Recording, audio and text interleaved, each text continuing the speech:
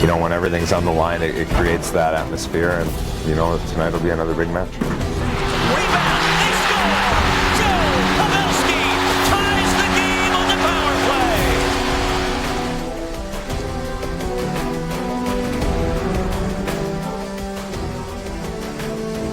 Our starting goaltenders here in Vancouver tonight. Antti Niemi, his last work came Sunday when this trip began in Winnipeg.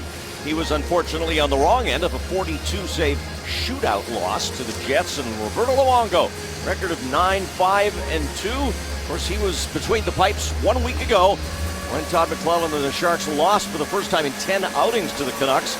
And the first win by John Tortorella behind the bench as head coach of the Vancouver Hockey Club since coming over in the offseason from the New York Rangers. And we are underway here in Vancouver for the second time in this building this year.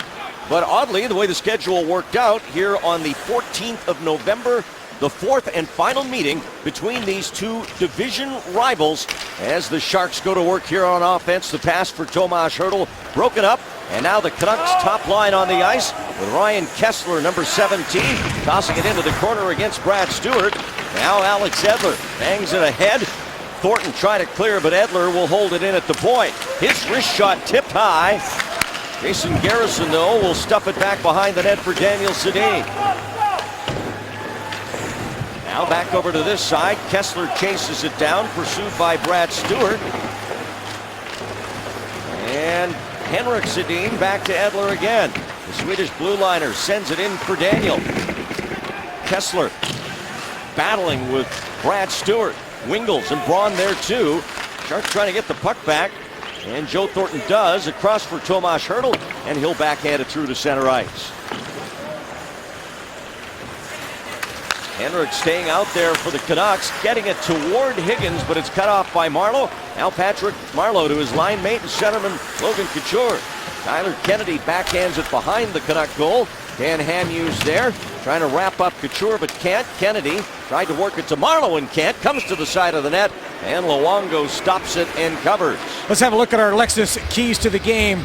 It's a low-down, dirty game when you're playing against the Vancouver Canucks. You got to play hard, tough, and fast beneath the hash marks on both sides of the ice. No mental lapses, no giveaways, no turnovers, no lapses when you've got the lead. If you are able to get the lead, and you got to battle on the boards, especially being able to handle the pinch of the Vancouver Canucks. Luongo is saved off the slap shot by Marc-Edouard Vlasic. Now the puck cleared up the boards by Tyler Kennedy. Here's Boyle with a shot. Kennedy off into the corner after it as Marleau works it to Couture. Logan flicks it back Marleau's way, but it gets by him, and Higgins is able to play it out to center for Alex Burrows.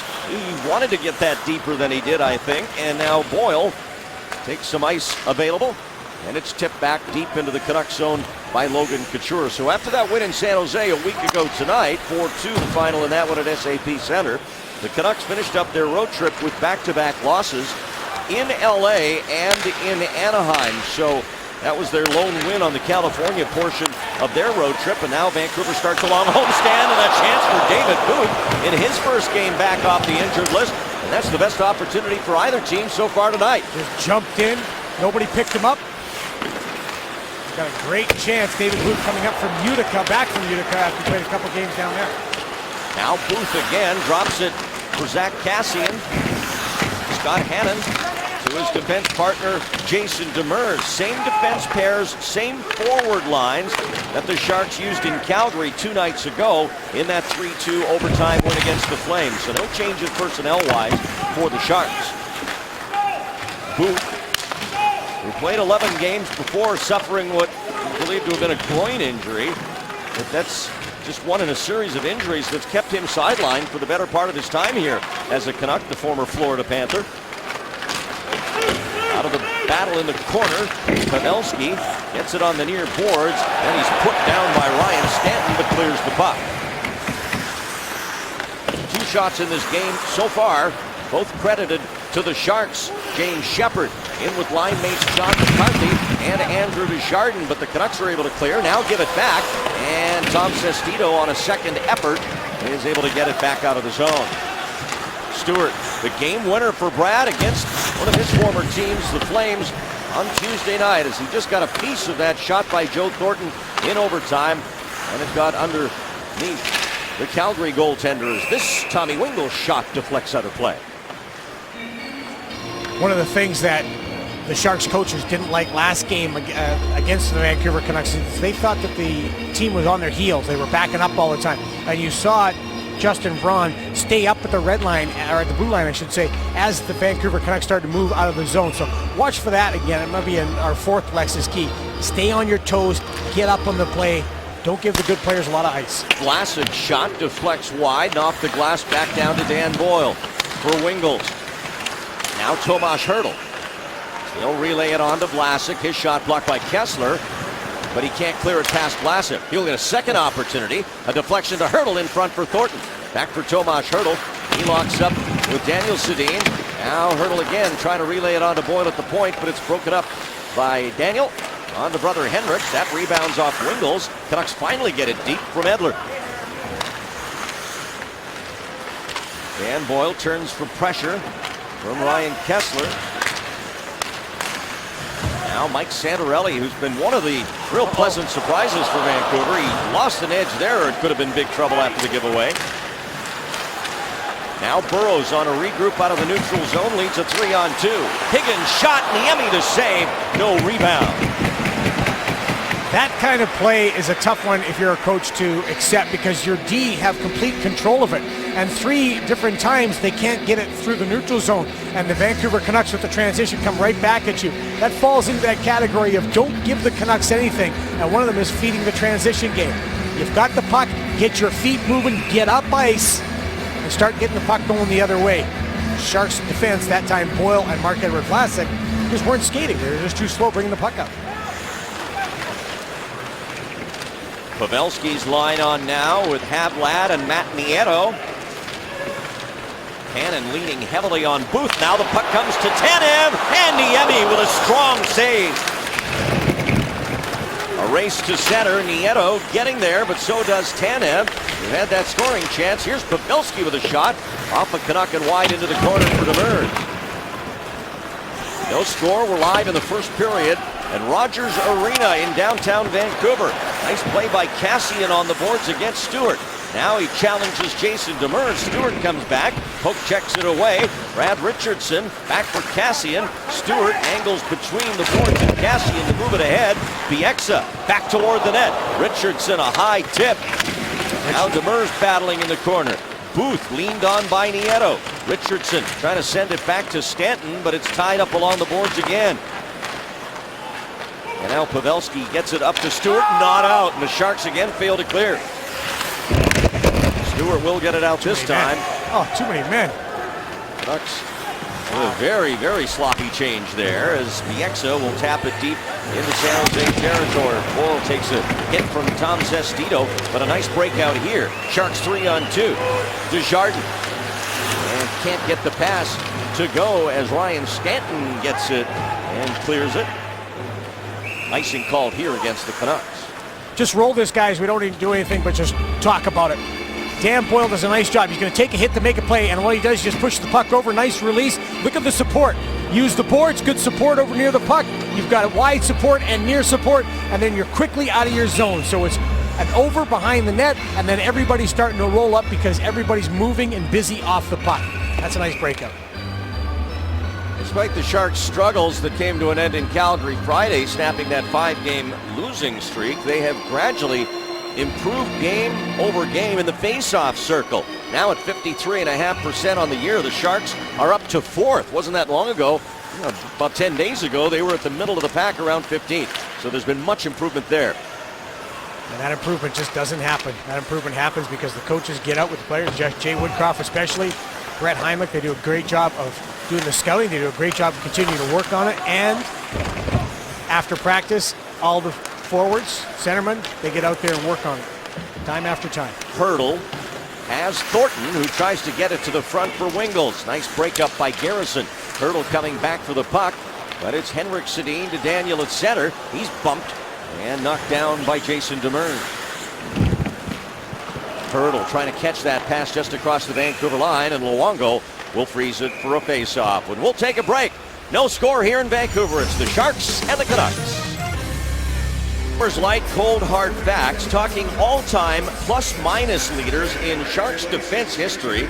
3 current Sharks, Vlasic, Hannon, and Stewart, take up the top 3 spots. Brian Marchment, now working as a scout for the Sharks, 3rd all-time in plus-minus. Dan Boyle, you'll see there, 8th all-time in franchise history, but Vlasic way ahead of the pack. And the all-time career leader in the National Hockey League, that guy right there, plus 8,142. It seems like at 1 year he was plus 125. Larry Robinson was 1 year plus 125. And for those of you unclear as to what the plus-minus is, that means he was on the ice for 125 more even-strength goals than against. That is remarkable. He is the all-time leader. Santorelli had it, but lost it as he came across the San Jose line. Now Hannon trying to get it over to Demers as intercepted by Alex Burrows. Burrows, who started the season on the injured list, back now, but still looking for his first goal of the year through 8 games played now, tonight being his 9th. John Tortorella likes this game. Here's a scramble, Santorelli, and a save by Niemi. Now Santorelli again. Up top, Dan Hamhuis, and Niemi again. Antti Niemi getting tested here in this first period, but coming up with some excellent saves. Now Hamhuis off the backboards. Burrows releases from Couture. Logan trying to get a stick on the puck, but it's Burrows to Santorelli. The former Florida Panther, signed as a free agent by the Canucks. Hamhuis, and Niemi got a piece of that. Lost sight of it. It goes up high and into the netting and out of play, but a good shift for the Santorelli line for the Canucks. Wow.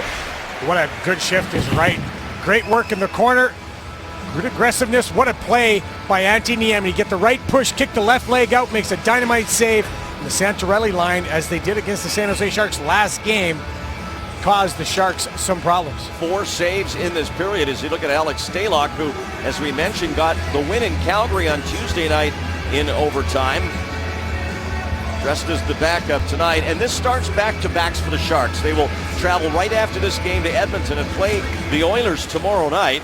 And of course, nothing's for sure, but there's a chance we'll see Stalock tomorrow night against the Oilers, as the Sharks still have some work to do on this road trip after the Edmonton game. Still one more game on Sunday in Chicago. So will we see that guy? Probably, eh? I would think. And Todd McClellan today had an optional morning skate, and yesterday at practice here in Vancouver didn't run what I would call a particularly hard practice. And even though it's only November, when you have a 5-game and 8-day stretch with all the travel that the Sharks are having it, and some of it west to east travel, as will be tonight, you want to make sure everybody's rested. It was by design yesterday. This light practice just kind of get the lactic acid out. Get the boys' heart beating a little bit, but that was it. Now the Sharks go on the attack. Pavelski on with Nieto and Martin Havlat in this scoreless first period. Stewart, and a good stick there by the Vancouver defender Sedin. Oh, Daniel. And a stoppage in play here and a face-off to come. I'll spend Thanksgiving with the Sharks with a Thanksgiving pack. It includes 3 games, and you have the option to add as many games as you'd like. Pick either the November 27 game against the LA Kings or the 29th against St. Louis, and then add another game in November or any game in December. Plus, you'll get a $25 gift card to the Sharks store. For more, call 408-999-5757. Sharks will be back home from this road trip to host Tampa a week from tonight. Tanev, trouble with it. Here's McCarthy to Desjardins, chip, and then on the rebound, James Shepard with a great chance, but Luongo hung in and made the pad save. Shepard gets it to Vlasic. The screen in front, and the shot goes wide. Back into Desjardins. He'll give for McCarthy coming off the boards. Couldn't get hold of it cleanly, and the Canucks are able to clear. This line's been good both times out, or 3 times out. Yep, absolutely right. This is exactly what they need to do. It's a tough job, that 4th line. You don't get very many minutes, and the minutes you get, you've got to make sure that you are not in your own zone. That can be tough when your legs aren't as fresh because you've been sitting on the bench for a while. Sharks have won 4 games in a row on Vancouver ice, as this long pass will go for an icing against the Sharks. So good situation in front for the San Jose Sharks. Good work. And you're going to have to win the net front battle against the Vancouver Canucks. Another area we're going to have to watch. James Shepherd goes to the front of the net. A little shot from point, just kind of shoveled. Shepherd tries to get around to Luongo. Look at Luongo, pretty smart. Gets his blocker out there to prevent Shepherd from moving around. John McCarthy made the play out of the corner. Again, talk about John McCarthy. Sharks coaches like his game. They trust him. Very responsible guy, and he brings good speed and effort. Shepherd had 5 shots in Calgary the other night. That was the tops among forwards against the Flames. Now Edler. For Santorelli, he'll let it go back for Burrows. A shove from Thornton. Burrows keeps his feet moving and onto the point for Garrison. A hard pass off the boards. Santorelli can't get to it, but it's kept alive by Higgins. Hannon, Hurdle, perfect to Thornton, 2-on-1 with Wingles. Joe Thornton, the pass, and Wingles can't catch it. What a chance there, 2-on-1. A little pop on that pass from Joe Thornton. He just has that touch. He knows when to fire that pass with a little bit more zip on it to get it past the defenseman's stick or use some touch. Too bad that Tom Wingles couldn't get a hold of it. Another one out of play into the screen behind Niemi. Plenty of chances, but still 0-0 here in British Columbia. Quote of the game, it comes from the head coach Todd McClellan this morning after practice. Said, quote, "It's an everyday league, not a sometime league in the West." And the point he's making is that you cannot go into any kind of a prolonged slump or you're going to find yourself looking up at teams separating themselves from you in a hurry. Certainly a form of external motivation for any player. He was talking about when he was asked about the West and what does it do when the teams are so close. And he said it's a constant reminder that you've got to be on your game every single day that you're out there. Some good and bad in the Pacific already tonight in games that are final. Tampa beat Anaheim, so that's good news for the Sharks, but LA was down 2-0, came from behind and beat the Islanders 3-2. Now that Jonathan Quick's gone, Ben Scrivens is the goaltender for LA, and he got it done tonight. And the Coyotes are in Chicago. I saw the Coyotes were leading 4-3 last time I looked, but not sure where they are now. They're 4-4 in that game. Some great games in the Western Conference in general tonight. Can we St. stop? Louis and Colorado. Can people stop talking about the Coyotes as a surprise now? I mean, they're serious. Well, they were in the conference final 2 years ago. I know. So let's talk. People, you hear them talk about. The media starts talking about, the surprise of the Phoenix Coyotes. There's no surprise. That's a very good hockey team with an outstanding goaltender and a wonderful coaching staff. Look out. Stewart has to leap over the fallen Tyler Kennedy. Now Henrik Sedin. Kessler's open, waiting for a pass. It'll come to the trailer. Hamhuis, and the shot blocked by Brant Stewart. Wow, if you watch that again, gang, watch the traffic in front. Go ahead and roll it, boys. It's just the late guy coming in, and just look at all the traffic in front. 1, 2, 3, 4. Terrific sliding block by Brant Stewart. That's a dangerous shot if it gets through because there's so many bodies that Antoniemi has to look through. Just again on the out-of-town thing, St. Louis beating Colorado 7-3. What? Wow. Alex Steen has 2 goals. He now has 16 on the year. When's he going to slow down? I don't know, but maybe Colorado is starting to cool off a little bit.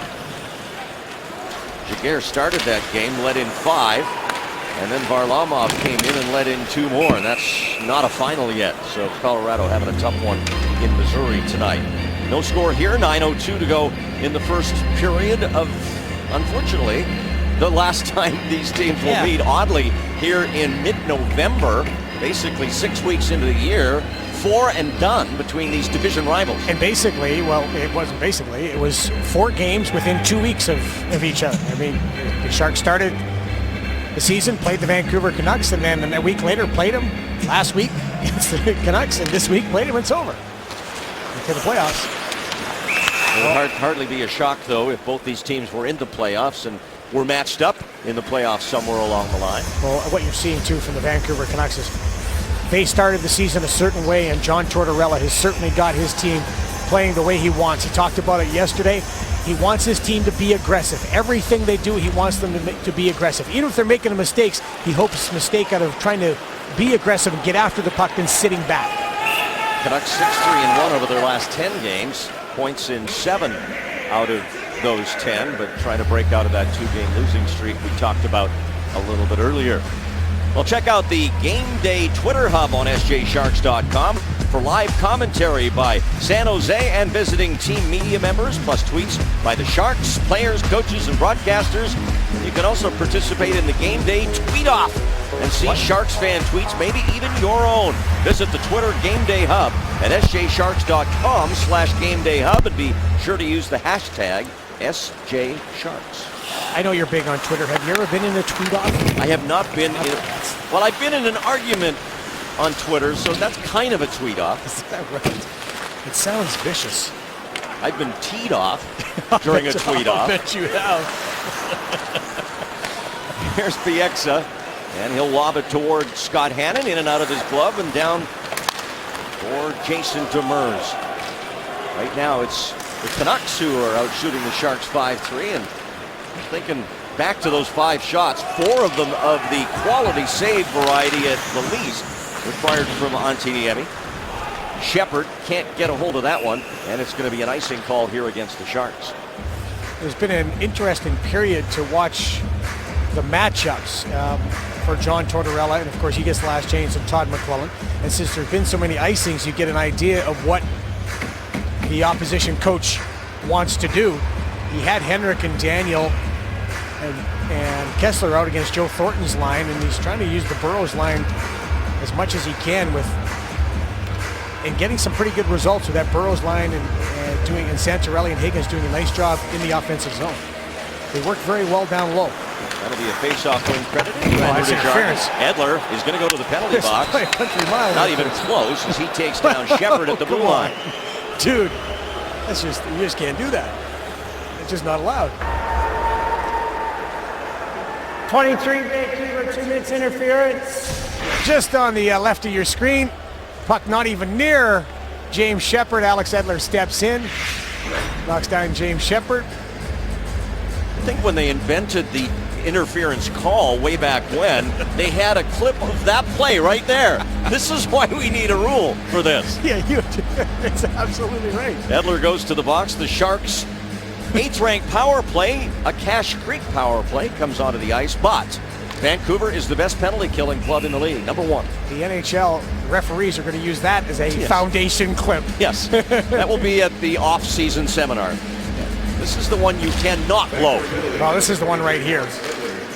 These power play opportunities are going to be very interesting. The Sharks power play is Thornton shot and he hit the post. Nice. And what a shot.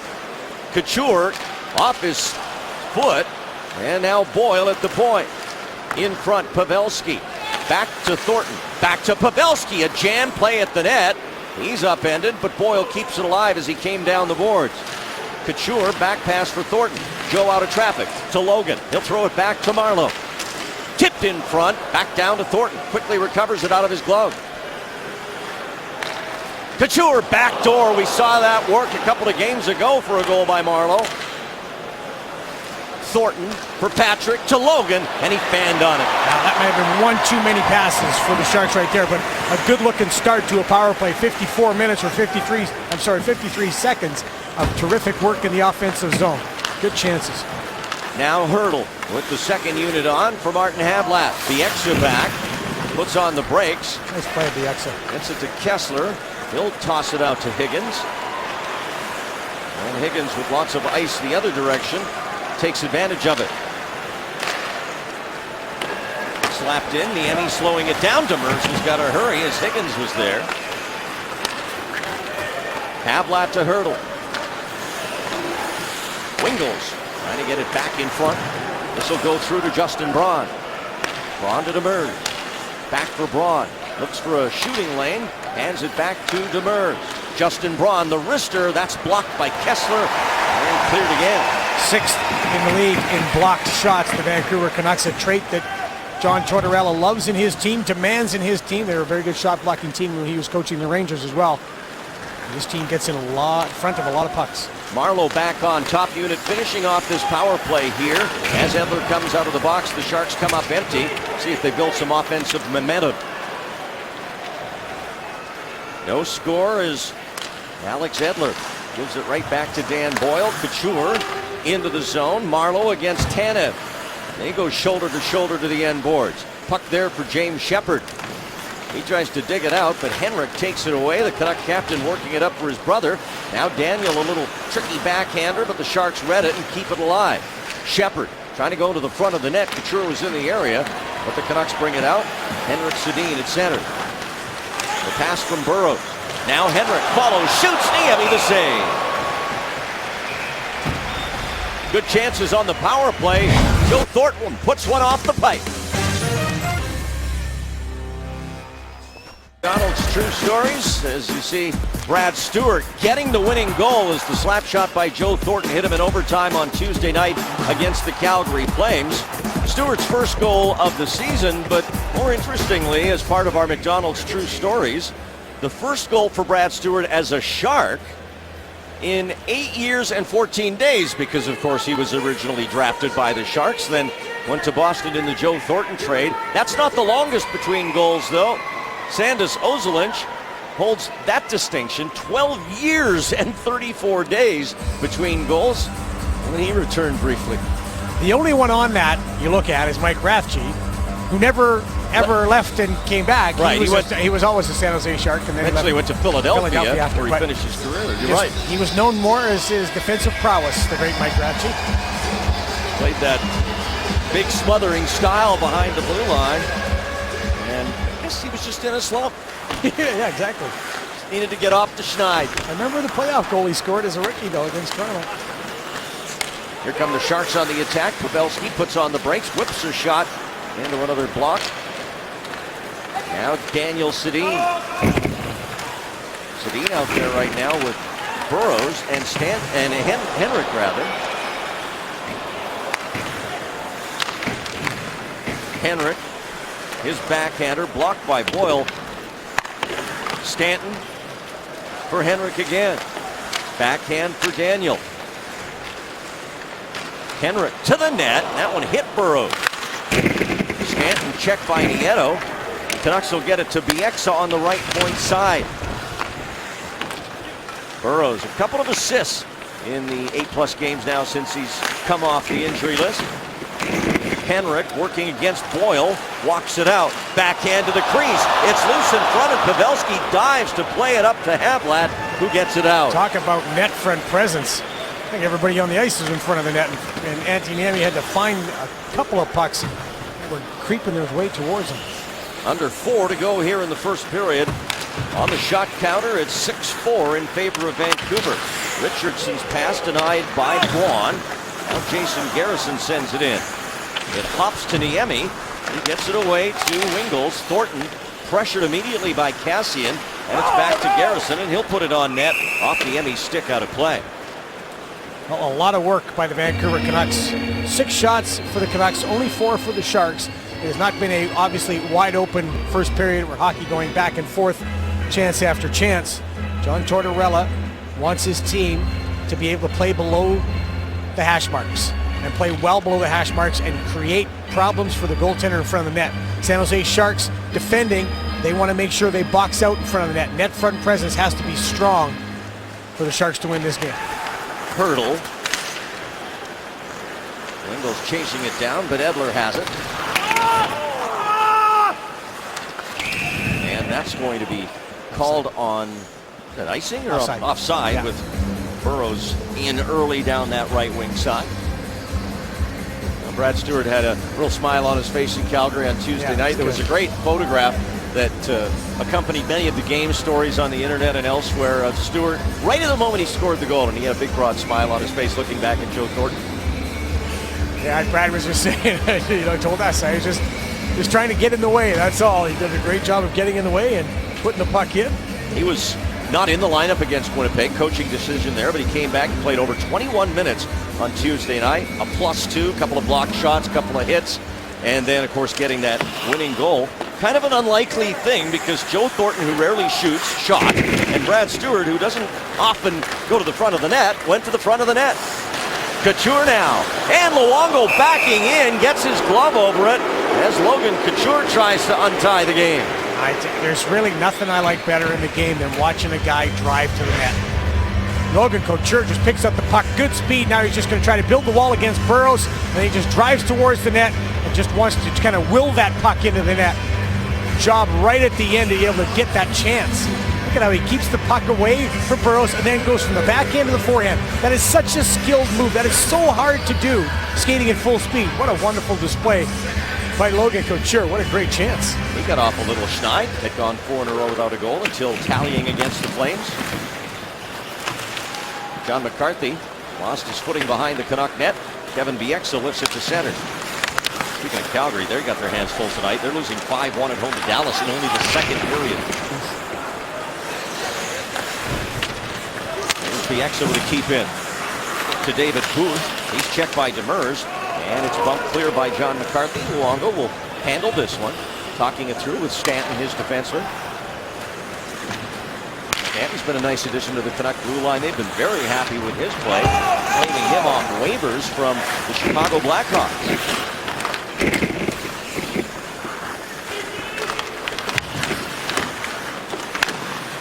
Desjardins playing it around for Scott Hannon, the British Columbia native.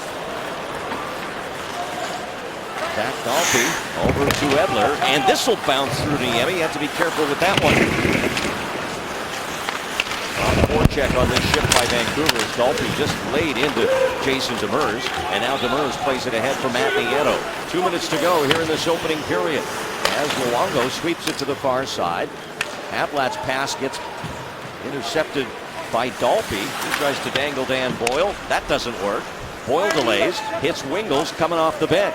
Here's Tommy Wingles. He'll turn, waiting for help on the change. Thornton, a one-timer tipped in front by Hurdle, and that almost went.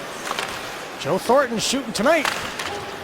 Hurdle back to Vlasic, and that'll get through to Luongo unscreened though, and even though it ramped up and hit him near the mask, he's able to jump on it. Good chance by the Sharks right here. Again, shot deflected, Hurdle in front. Again, this is one of those things, you think to yourself, how can those guys knock that puck out of the air? You watch them in practice, this is stuff they work on. Tomash has incredible eye-hand coordination. But Joe Thornton, 2 shots, and they've been 2 great chances. 6 points in his last 5 games for the Sharks captain. Tied for the NHL assist lead as well with Henrik Sedin with 17. Vlasic trying to find an angle, and it wasn't there as Henrik blocks it out of play. The right thing to do, we already talked about it. The Canucks do a great job blocking shots. John Tortorella demands that of his players. That's Henrik Sedin out there blocking the shot of Marc-Andre Vlasic. So you've got to do a couple things. Number one, as soon as you get it back, it's got to get off your stick and to the net. Maybe shoot it off the net, off the boards, maybe to the side of the net for a deflection. Or you've got to do what Marc-Andre Vlasic did. Got to dance a little bit in the blue line, get across and find a lane. Off the draw, Vlasic again. Nice. Now switches up. Boyle will take the one-timer, and off a block. It dropped near Couture, who backhands it behind the net. Marleau trying to fight his way to the puck, held up back there by Daniel.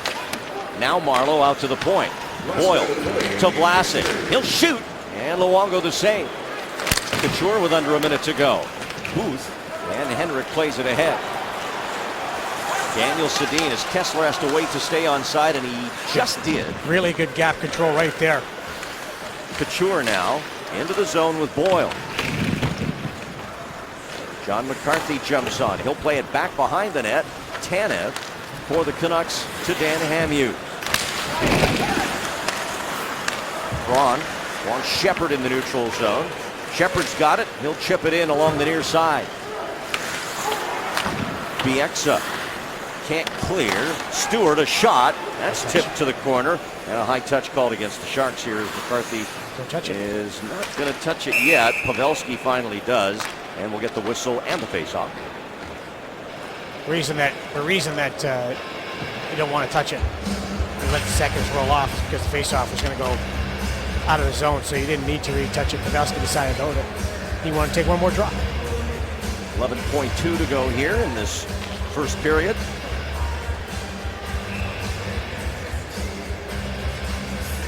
Linesman Ryan Galloway dropping the puck as the Canucks win it. Bieksa sends it up through center. Pavelski lost his stick there on a slash by Santorelli. And a hand pass called against the Sharks. He is now just under 40. Shaking his glove. He got whacked pretty hard by Santorelli as the puck was in the air, so Joe tried to get a hold of it. He's a pretty good baseball player when he's younger, so that was no problem picking up the ground ball, but the slash on the hands, something you don't really get in baseball. Pavelski, 19 points, shares the club scoring lead with Joe Thornton.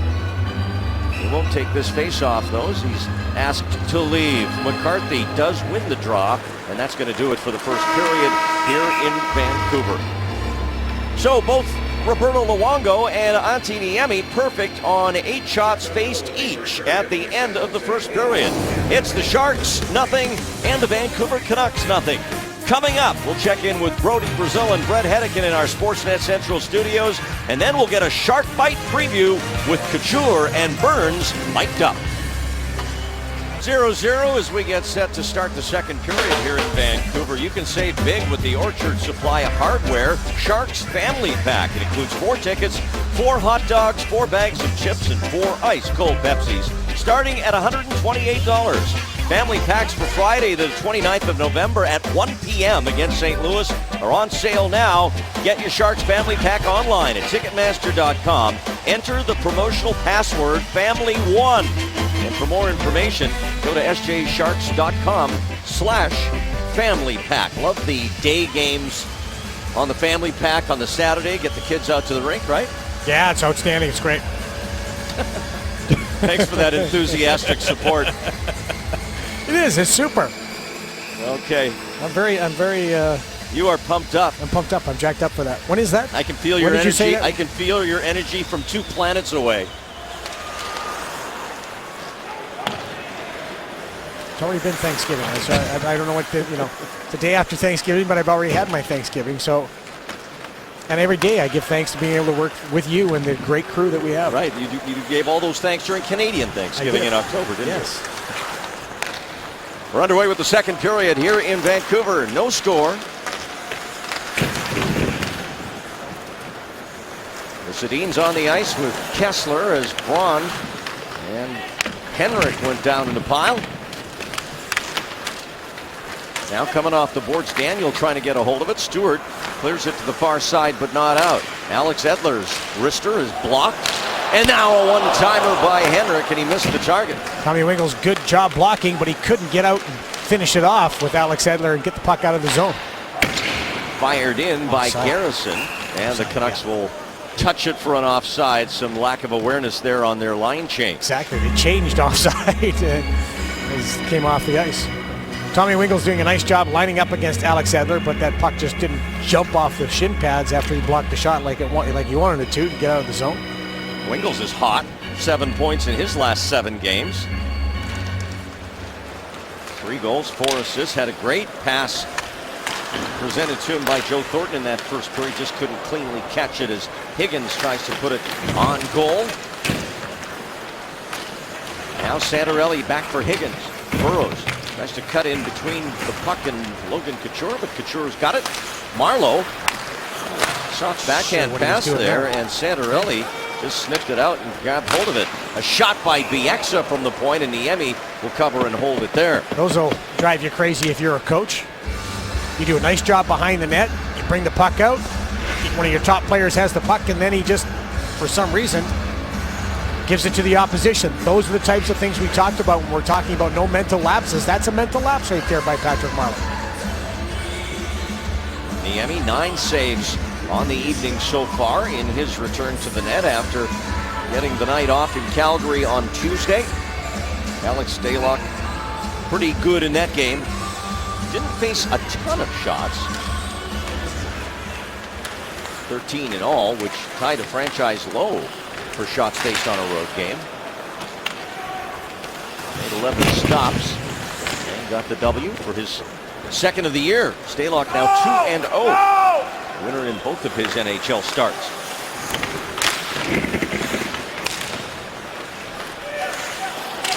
Battle on the boards. Cassian comes out with it for the Canucks to David Booth. Booth back to the net, and Niemi got that with his skate. To center and Pavelski. He'll buy some time, hits Shepard coming through the middle, and he can't control the pass, and then it goes offside. So Scott Hannon had pinched in. So what Scott Hannon is coming back to doing, he's going to identify here, and he's going to pick up this man, and he's going to leave James Shepard to take his guy goal net. Go ahead. James Shepard's got his man. Now he's got to get up here and close that a little bit better. He gets the stick underneath, which is the right thing. Scott Hannon coming back. Because Scott Hannon pinched, James Shepard had to support defensively, but Hannon did a nice job just sliding over and taking away that late guy and making sure Shepard took his man. Hannon played almost 19 minutes in Calgary on Tuesday. Talk about a guy that Todd McLellan, we talked about this before, has been able to plug into his lineup night after night. He's also provided some offense so far this year. 2 goals and 4 points for number 27. As Dan Hamhuis sends it to Tom Sestito, and he'll clear it down. Sestito got his first goal of the year on the Canucks' recently completed road trip. A clearing attempt by the Sharks takes a bad bounce. Now Vlasic bumped with Sestito. A pass in front, and that was from Welsh for Sestito going to the net. Didn't click though, and the Sharks have it back. Jeremy Welsh, the center on this fourth line, getting talked up by John Tortorella today after the Canucks morning skate. Likes his size, and that's what he's brought to the equation so far for Vancouver.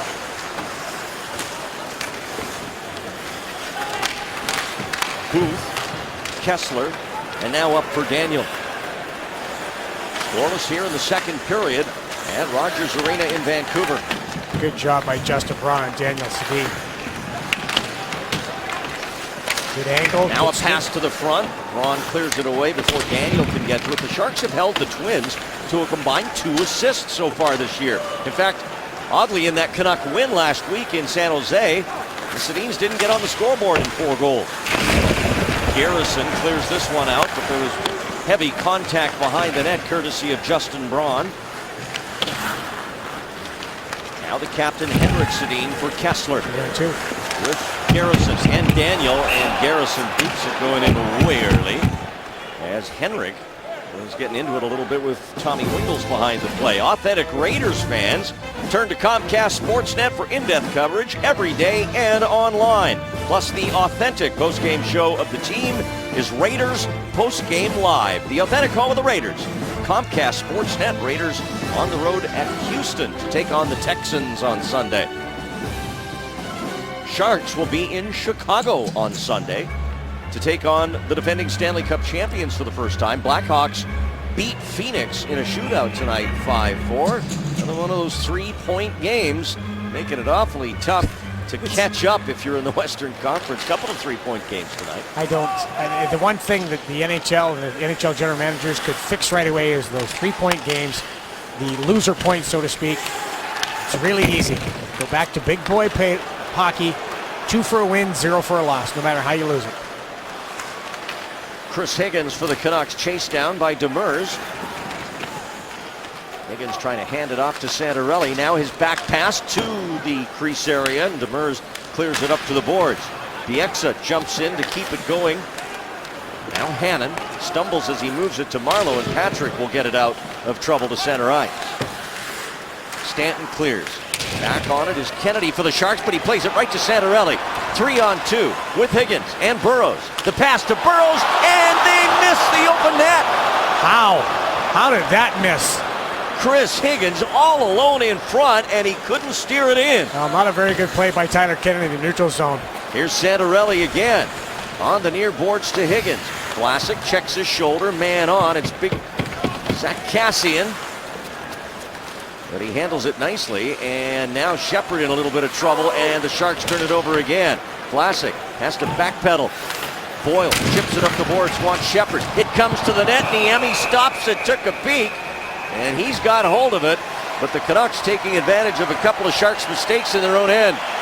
Any problem the Sharks have had, they've caused themselves because of turning the puck over. First off, this is not the play to make. You don't throw the puck into the neutral zone and hope it gets to one of your own players. Terrific opportunity, good player, puck movement, just absolutely just shot it wide. Niemi looks up at the big clock and goes, I had that covered anyway, no problem.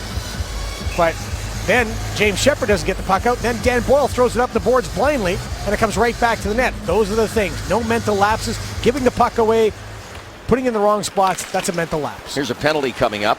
and it's going to be to the Canucks.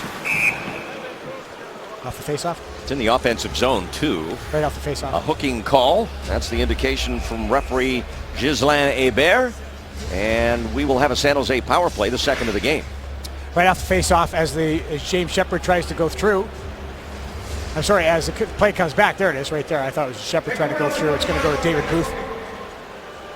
David Booth is hooking as the Sharks win the draw back, and they're trying to get the draw. The defenseman drops off, picks up the puck and rims it around to get the play going the other way. Booth gets to stick up. So the Sharks go to the power play for a second time. Leading power play goal scorer this year so far, Patrick Marleau, with 5 of his 9 goals coming with the man advantage. He's out there to the left of Joe Thornton, who's in the face-off circle against Kessler for now. And they are able to stand in for the drop. Here's Higgins, and he'll clear it down. We might want to highlight that Higgins miss for later on in the game, because that was a glorious chance. See if the Sharks can get on the board here with the man advantage. A scoreless game, and through the neutral zone, Pavelski has trouble. Vancouver's penalty kill on a 23-in-a-row run. They're number 1 in the NHL. The drop pass intercepted by Higgins. Now Boyle back again. Off the boards and up to center, Joe Thornton. He'll come across for Couture. Takes it off the boards, now establishing some presence in the Vancouver zone. Finally, and it took a good 45 seconds or so to do so, but the Canucks get it right back, and Kessler is just going to chip it out of there. Pavelski pursued by Richardson. He's able to escape. Now up through center, Wingels to Havlat. Leaves it for Tomas Hertl. Hertl tried to get to the point with it. Was denied. Now gets it to Havlat. His pass deflects back to Hertl, who will swing it back to the point for Braun. The quick handoff. Wingels to Hertl. In front, Havlat's there, and it's cleared out. Nice stick by Roberto Luongo there. Braun able to keep it alive, but not for long, as it's sent out by Bieksa. Down to half a minute to go on the San Jose power play. Wingels gets a little crossed up with Braun, but they're able to get it in. Now Havlat on the near boards. Demers across, but off the stick of Braun and out. The Sharks are offside, and that's going to come all the way down. Well, you can see why the Vancouver Canucks have a very good penalty kill, because they, first off, bring pressure up the ice, do a nice job in the neutral zone disrupting the timing. Then as the play gets into the zone, everybody's moving together. All 4 guys are moving together. They shrink the zone, nice little pop-outs to get the puck down the ice. Roberto Luongo obviously does an excellent job as the goaltender. That's always very important. But you like the way when you watch the Vancouver Canucks penalty kill, if you're a fan of good coaching, you see that coaching has taken root with their penalty kill. I'm a fan of average coaching. Are you? Yeah. Well, then you should have liked me quite a bit. Well, sorry, I was below average. You're being too rough on yourself. Booth chips it in behind Vlasic. I think my record bears out what I'm saying, Randy. Sharks unable to create much on that power play. No shots on that one, and a total of 1 shot on their 2 power plays so far against this top-ranked Vancouver penalty kill. Here's an interception by Kennedy. He'll go across to Hertl. Hertl for Thornton, and it's wide as Thornton gets decked by Kessler. Back come the Canucks. Tanev to center, and he'll flip it in. Booth going to chase it down. Niemi on it first. He'll backhand it around, but right to Henrik Sedin. His pass hits Hannon. Drops behind the net for Daniel. Daniel banks it to Garrison. Garrison, a quick shot blocked by Hertl, but not out of the zone. Garrison now down for Booth, who lets it rim around. Henrik after it. He bumps with Hannon. Up the middle. Garrison a shot wide. A sharp penalty coming up, I believe, to Joe Thornton. I think it's Hannon for interference. Oh, it's Hannon. All right. Henrik now as they get Luongo off for an extra skater. The pass to the crease for Edler, but it was blocked by Hannon. Now behind the net. In front, and fanning on it was Burrows as the Sharks control, and we get the whistle. And the Vancouver Canucks will bring their power play onto the ice when we come back. Still 0-0. Scott Hannon, though, going to penalty box for this. Go ahead and roll, gang. Just run a little bit of an interference play right there on Henrik Sedin. Joe Thornton then throws the puck up the middle. Again, turnovers are causing the Sharks problems. Other than that, I like the way their game's going. It's a tight defensive game. There's only 20 shots so far through the night, but I like the game that the Sharks are playing, with the exception of not managing the puck properly. So Hannon off for interference at 8:29, only his 5th minor penalty of the season. Puts the Sharks in a penalty kill where they're ranked 9th against the number 28 power play. That's a nice breakout. That's a really nice job. Off the face-off, Patrick Marleau and Brad Stewart, Joe Pavelski all working together. Excellent job. Against the Sharks this year, Vancouver 1 for 10 on the power play. Pavelski trying to chase down the loose puck. Kessler will give it to Henrik Sedin. Good pressure up ice. Marleau trying to harass Henrik as best he can. Bieksa will wheel it around to Daniel. Dan Hamhuis back skates, gives for Daniel Sedin at the side. Kessler trying to jam it home. Niemi's got it. Henrik waiting on that far side for a rebound, or if the pass got through, but Niemi wouldn't let it happen. So you leave him on the side from there, but then there's a good movement. Cut it off from the front, and they go back. The Canucks cut it off in the middle, I should say. They go back to the side and then drop down low. It's a nice play, and then it's just going to be a jam play or tip back out front, maybe hit the back door. As you said, Henrik was looking to go back door on that. You can also hit the guy coming in the slot. Once that play starts to move, you got to recover quickly. Bieksa off the Henrik Sedin faceoff. Win flip to the front of the net. Pavelski trying to get position on Henrik. Couture got sandwiched to the boards by Hamhuis. And Demers can't clear it out. It hits the glass, drops right to Bieksa. Now Pavelski endeavoring to get it away from Kessler. Daniel Sedin for Kessler. Demers in the way. Vlasic nowhere to go on this side. Has to just tie it up. Now back out to Hamhuis. The shot coming from Bieksa, blocked by Pavelski, and Pavelski trying to get after it. Bieksa has no stick. Pavelski's tired. You can tell he's out of gas as the Canucks will retrieve the puck and move it ahead. Henrik with a 3-on-2, but it goes behind the intended target, Kessler. Here is Ryan Kessler, and his shot partially blocked by Stewart. 25 to go on the Vancouver power play. Stewart wraps up his man behind the net as it goes out of play. Excellent penalty killing by the Sharks. Doing a nice job, with the exception of that one first chance. Sharks have done a very good job keeping the puck on the outside, attacking the puck when they've got the opportunity, and that by Brad Stewart was a perfect example. That puck starts to go low, starts to go around the boards. The man doesn't have it yet from the Vancouver Canucks. He doesn't have control. That's when you jump. That's when you're aggressive. That's when you try to close and cut off the play. Garrison, he's got that big shot, of course, as Santorelli sends it down, looking to get it back. Now McCarthy trying to get it out, but Garrison keeps it in to Edler. That's blocked by Desjardins, out of play. Nice play by Andrew Desjardins right here. So as this play is going to start to move, you're going to see the drive towards the net by Vancouver. And so what Desjardins got to do, he's got to come down and help. He does a really nice job as the play's going to go towards the net.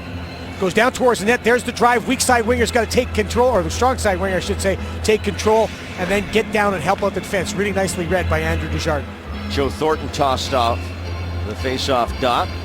Just 6 to go on the Vancouver power play. And Santorelli cheated on that one, so they'll do that over again.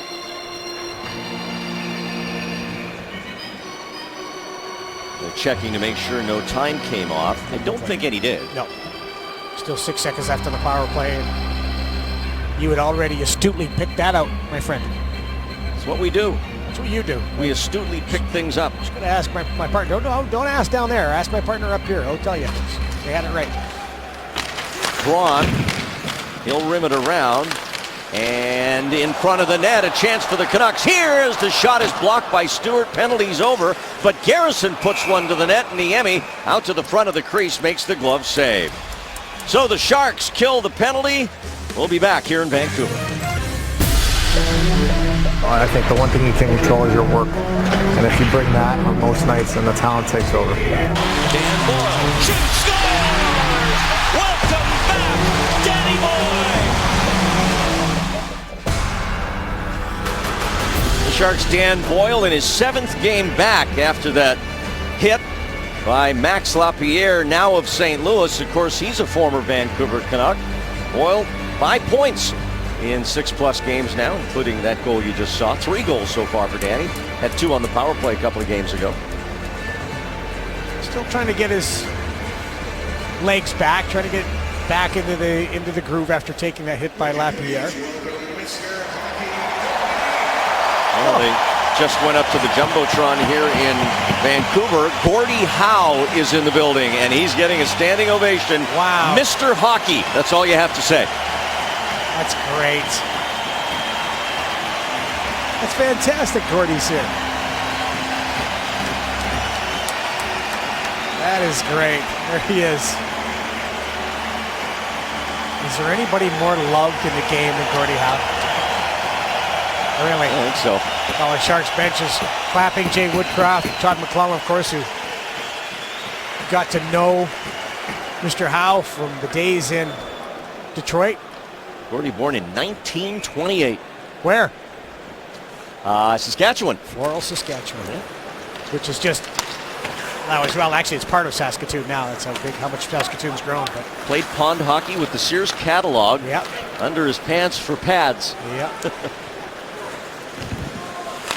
Garrison trying to clear somebody, well, everybody trying to score here in this 0-0 game, and we're past the halfway point.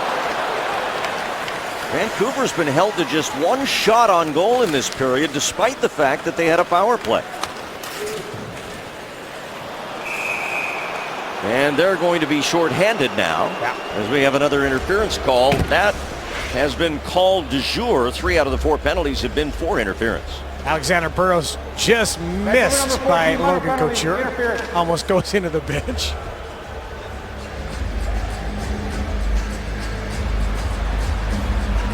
Burrows checking the replay. And Alex Burrows sits. There's no doubt that's we've seen textbook examples of interference tonight. Edler's saying mine was way better than that. Scotty Hannigan say you got to do it like me, a little bit more on the slide. Yeah, be a little more subtle about it. So Sharks with their 3rd power play of the game. They have generated only 1 shot on goal so far with the man advantage. It's been tough going against the Canucks. Couture against Tanev. Now Pavelski recovers it, and Boyle has it at the point. Dan Boyle, a wrist shot, and that's blocked by Kessler. Marleau has to hurry, but he won't be able to keep it in. Back to Joe Pavelski, and he's got nowhere to go with it. And now he's got trouble, and he takes Richardson down, and the Sharks' power play is over. He's arguing this one, and he may have a case when you look at that. Well, Richardson does a nice job. There's the whack right there. That's what Joe Pavelski's saying. How about the whack by Richardson that you don't call? And I don't think really Joe Pavelski did a heck of a lot to bring Richardson down, do you? Nope. But you can't be against the Vancouver Canucks power play. Joe took about 4 whacks on that. But against the Vancouver Canucks penalty kill, I should say, you can't do anything slow, anything at medium speed, because they're moving at high speed. So you've got to counter with quick pace of your own. Joe Pavelski called for interference? Of course. Garrison shot blocked in front. And here's Desjardins. As we're 4-on-4 here in Vancouver. McCarthy and a big hit by Edler. Now Daniel Sedin to Edler. Sets up, shoots Niemi with the save. Brad Stewart doing a nice job wrapping up Henrik Sedin as Henrik Sedin was driving the middle. Hard hit by Edler. Remember the hit that Edler threw on Tomas Hertl last time the Sharks were in here. A little bit of a conversation about that today with John Tortorella. John Tortorella still maintains it was a good play and something they continue to teach within the Vancouver Canucks coaching staff and team. Those types of plays go to the body first in the neutral zone. He was emphatic when he said it was a good hit. It was not a good hit. It was a clean hit. It was not a clean hit. It was targeted to the head. That's the one thing that bothers me. Look out here. Joe Thornton shorthanded. Here's Vlasic, saved by Luongo.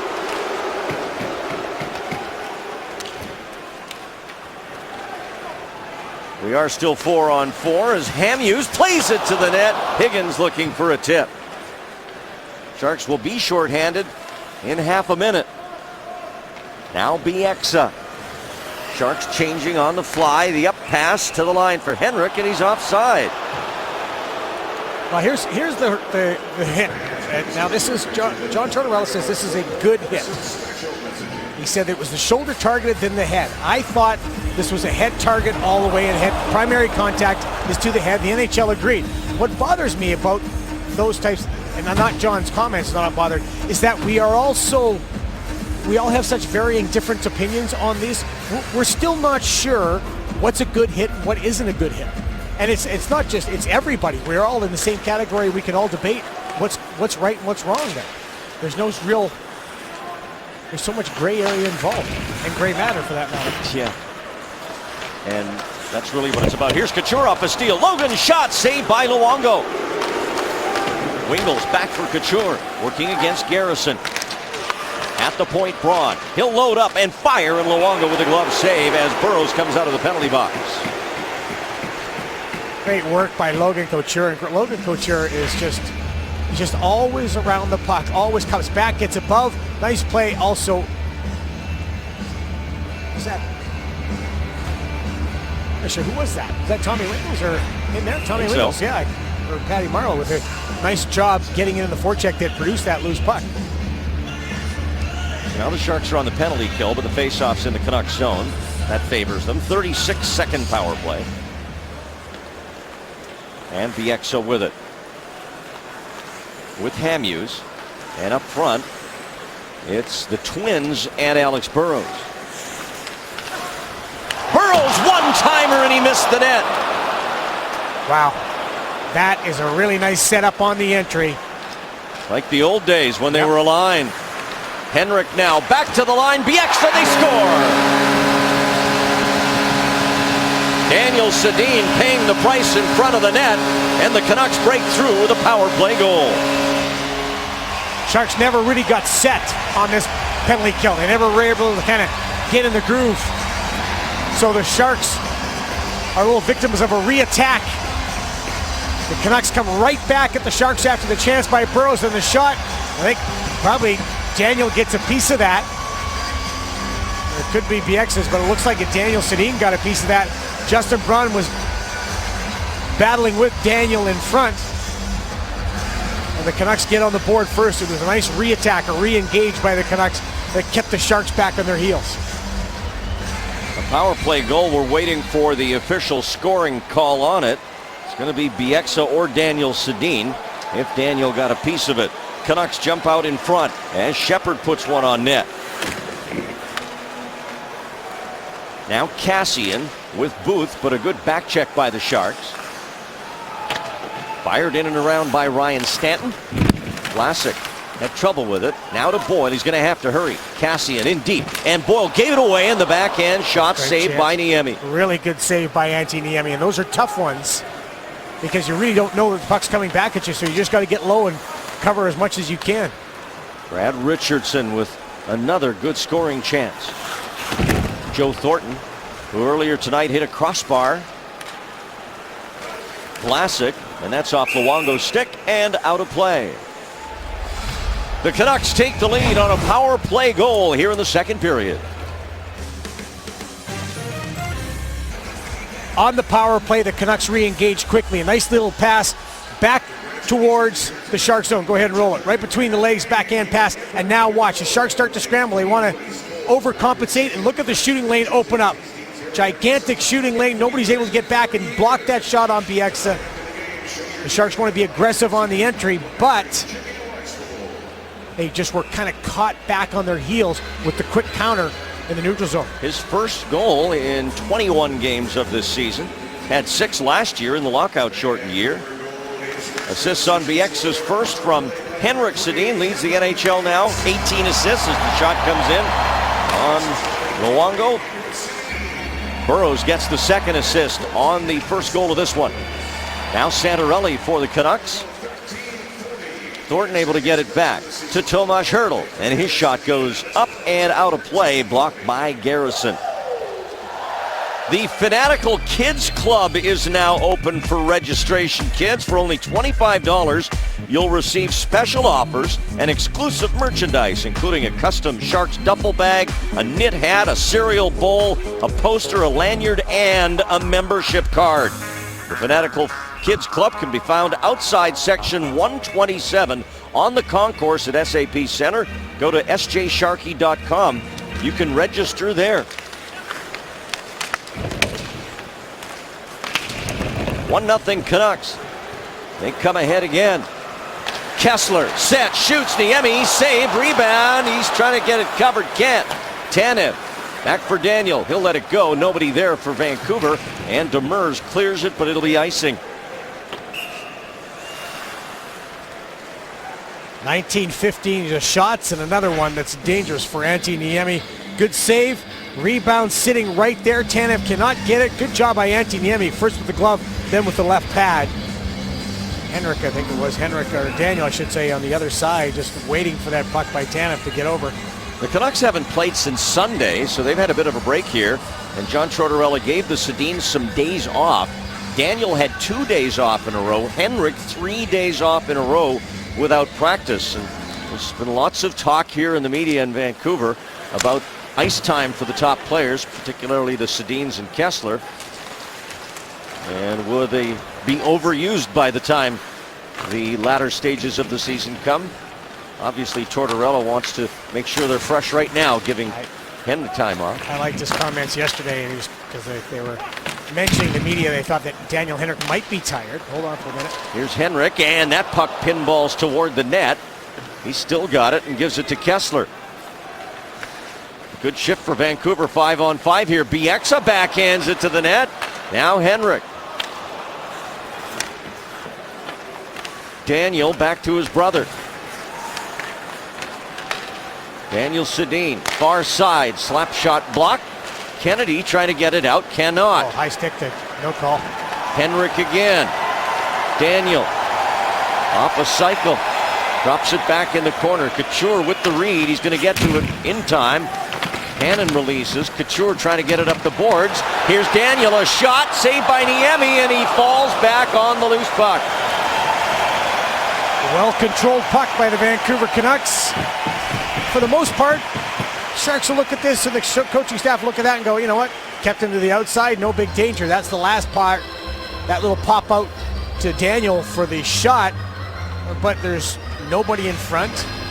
You would maybe give that a grade B scoring chance. Maybe, if you're looking at that. It's not much. Yeah, there's a lot of time in the zone. You're still playing defense. You're still back in your own zone, but sometimes you're going to spend time in your zone, so you keep everybody to the outside, and that's the best chance they get with a minute 30 of zone time. You're doing okay. You have to play defense every once in a while. Now Richardson leaning in with Desjardins. A 1-0 Canuck lead with 3.5 to go here in the second period. Look at the Sharks in second periods. Lately, they haven't been very good. First period. Is it just me? Fantastic.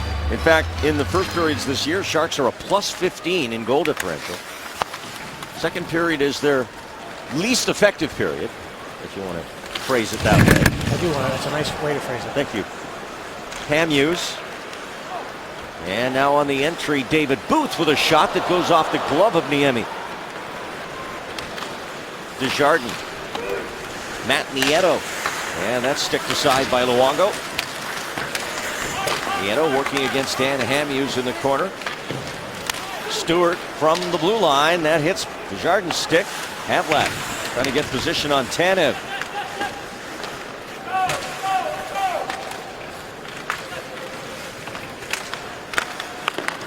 Out it comes to Justin Braun.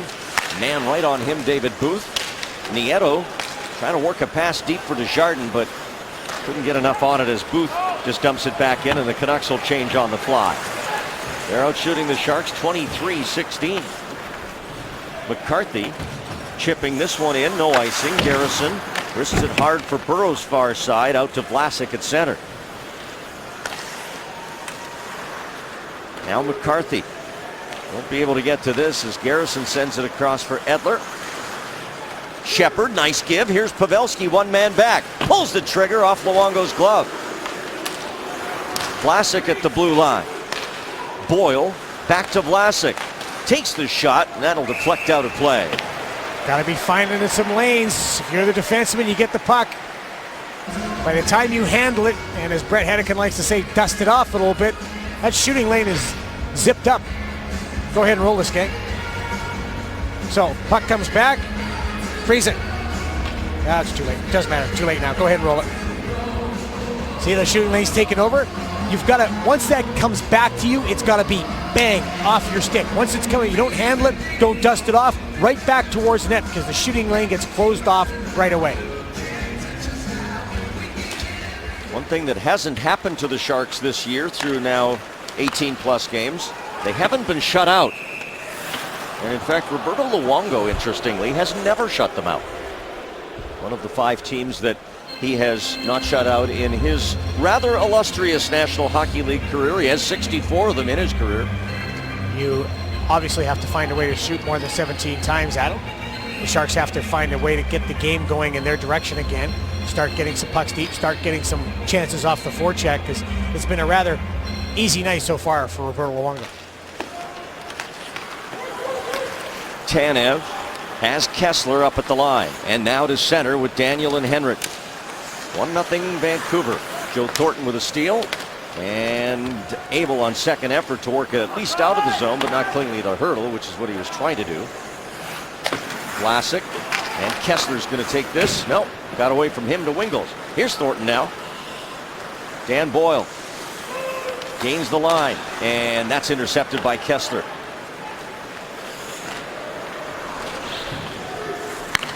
Sharks going for a line change, and now the Sharks taking it. The Canucks take advantage. Higgins shot, saved by Niemi, knocked down. Kessler and Santorelli, middle of a shift here, shift change for Vancouver. Bieksa again to the net, that got through. Rebound, that gets to the net, and Niemi with a quick glove. Another good change by the Vancouver Canucks on that last chance. First chance was on a change that was very beneficial, and then Kessler comes off.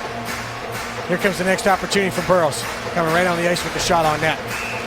It's the benefit of having that change in this regard, right near the bench. Sharks are being outshot 18-9 in this period.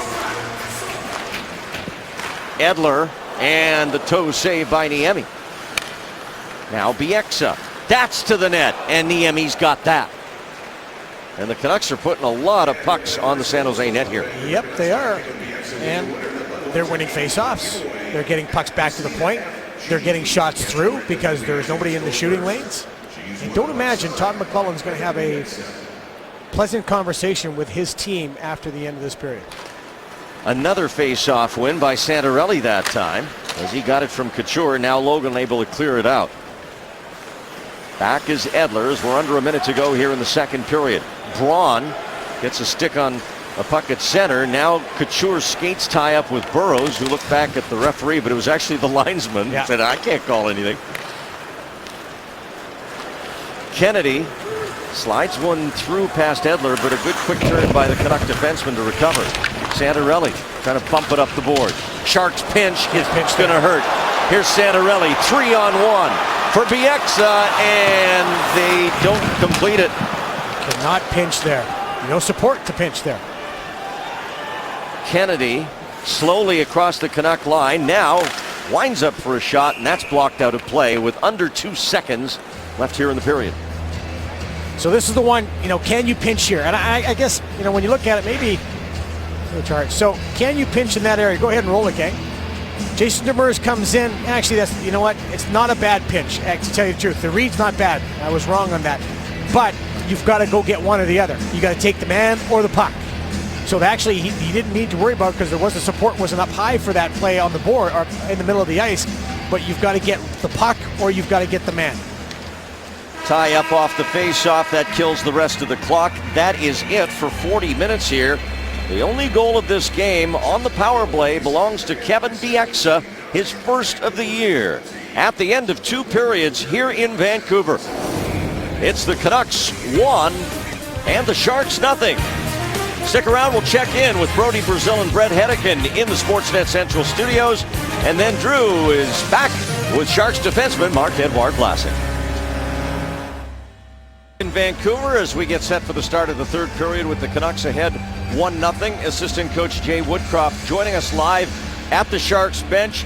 Jay, it has been a game very defensive in nature, as the score would suggest. What do you guys have to do to try and get more pucks through to the Vancouver net? Well, Randy, first of all, I think as a coaching staff, we talked with the team about being harder on pucks, winning 50-50 pucks, and being quicker to lose pucks. And for us, that's the big thing. We got to create some sustained O-zone time.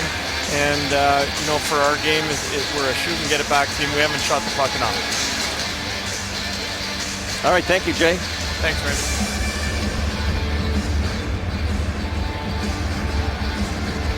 Jay Woodcroft, assistant coach. And we are just about set here for the third period with the Canucks ahead 1-0 on the power play goal by Kevin Bieksa. There's Bieksa, who had not scored this year until that shot. 6 goals for him last year. And now the Sharks will go to work here in the third period. First things first, try and get this game tied. Joe Thornton cutting in front of Kessler. This will go all the way back to Antti Niemi, and he's forced to cover there for a face-off. The Sharks will play in Chicago on Sunday. The Blackhawks made a trade tonight, coming after their shootout win over Phoenix. They traded Jimmy Hayes and Dylan Olsen to the Florida Panthers, reacquiring forward Chris Versteeg and Philippe Lefebvre. That was after Michael Handzus went on injured reserve today.